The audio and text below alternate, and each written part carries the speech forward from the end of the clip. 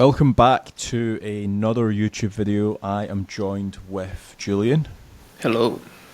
And today we're going to be talking about analysis paralysis. And we've literally just been talking about that now before we've even went live with the recording. But there's so many people that are overthinking SEO. Hi everyone, I'm Kaz Dash, an SEO expert with over a decade of experience in transforming online businesses. I've helped hundreds of companies rank #1 on Google, driving millions in revenue.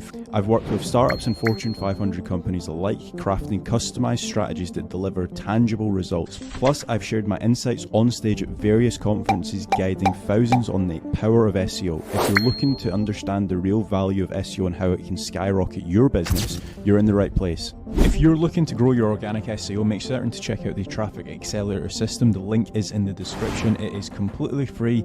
You will get a complete audit for your website, and you can essentially see where you are lacking and where you should be focusing your time and efforts on as well. Now let's dive in. Why do you think that is?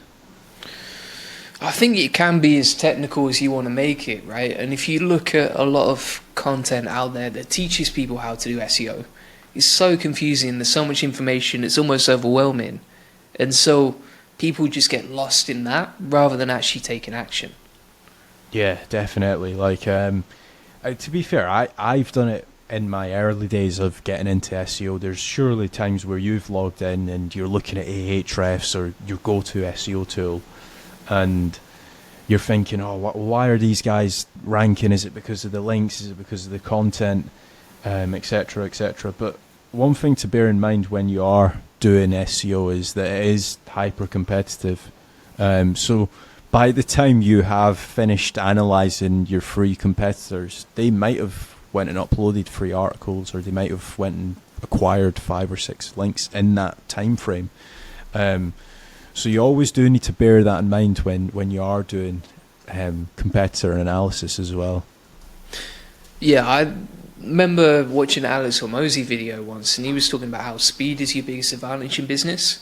And so, you always have to think in terms of, okay, can we do that now? Or can we do that in a few hours, not a few weeks or a few months? And as you do that over time, just with anything in business, as it compounds over 1 year, 5 years, 10 years, you're moving like 10 times faster than everyone else. No one else can keep up.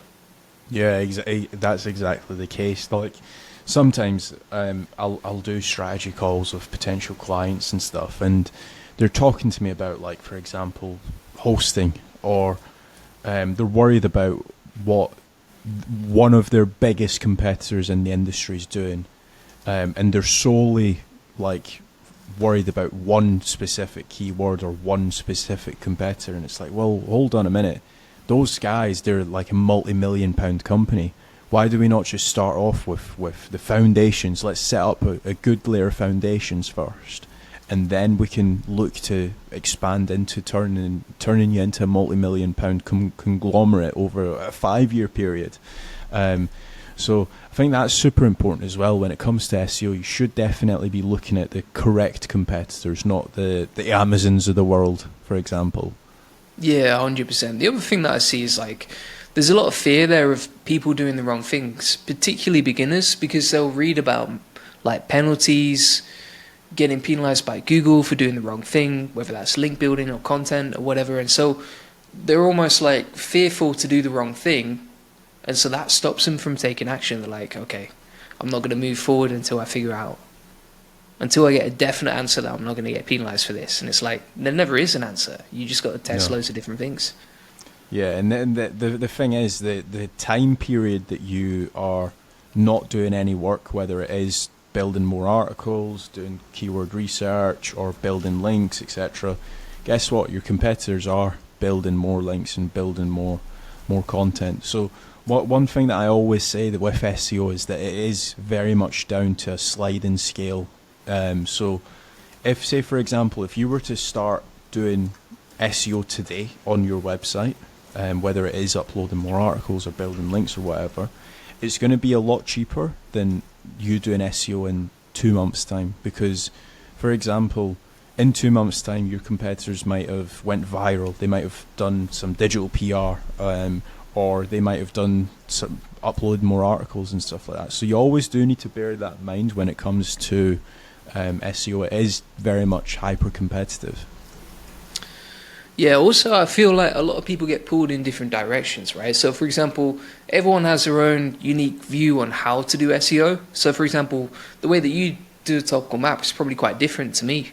And it's not like there's one correct answer, like there's many ways to do things. But basically people get pulled in different directions. They analyze and like, oh, do I need to focus on topical authority, or do I need to focus on link building, or should I do semantics, or should I focus on a technical SEO first? And it's like the hunter that chases two rabbits catches none, basically. And so if you don't pick one route and implement it, then you get pulled in so many different directions that you never do anything. Yeah, that's a really good way of putting it.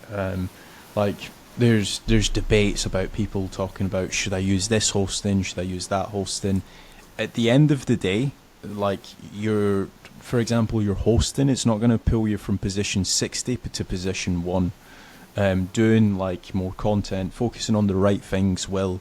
And another thing to bear in mind as well is, just because one thing's worked for somebody on Twitter or somebody screaming and shouting about it on LinkedIn or whatever, that might not be the correct strategy for you. I think the best thing you should be doing is obviously taking into consideration what others are saying, and like YouTube videos and videos on TikTok and stuff. But you should always look to see what's working for your competitors, because 9 times out of 10, one thing that works in another industry might not work in your industry. Like for example, if you see somebody saying that link building doesn't work, it might be because they're working on a much bigger website. Like for example, if I was employed as the head SEO of Yelp.com tomorrow, I probably wouldn't need any link building. I would probably more focus on content. However, you're probably not Yelp.com. You probably don't have a DR90 website. Now, the funny thing is about Yelp.com is at one point they would have been acquiring backlinks. Now they probably don't need it because they've got, let's say, millions of backlinks and stuff like that. So they are probably more focused towards content. So you always need to pick and choose who you listen to and what you do, and also analyze what your competitors are doing as well. Yeah, that's it.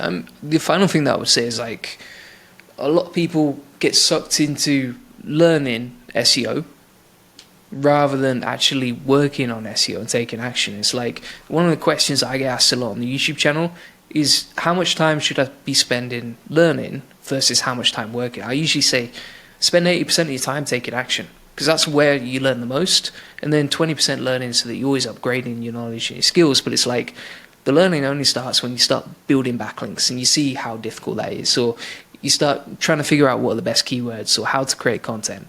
It's like, you can't learn Spanish by reading a book about Spanish. Like, you got to be practicing it, having conversations, testing yourself. That's how you really learn. Same with SEO. Yeah, definitely. It's I think that the best way to learn SEO is to actually go and do it. Like we've got like an SEO testing team, and whenever somebody comes out with a potential rumor or something that has been mentioned on social media or whatever, it goes straight to our testing team and they test it. We don't care that if it is a failed test or if it is a positive test, because the information that we receive from that test, we can then go back and say, right, okay, this works because of that doesn't work because of this.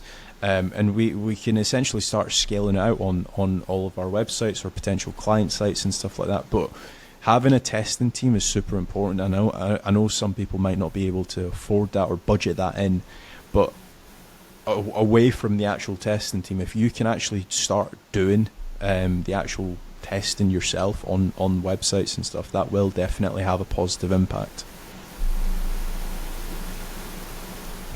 So yeah, anything else to add, or? That's it. Yeah, I think just start taking action. Like, for me, I would try and measure it as a KPI. So when I was working on sites myself, I would say, right, how many backlinks am I building per week? How much content am I creating?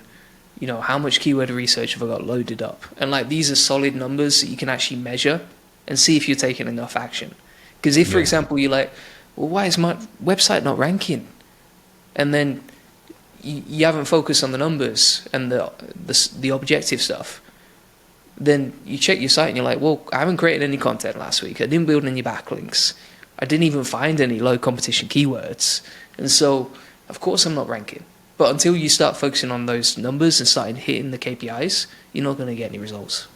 Yeah, that makes sense.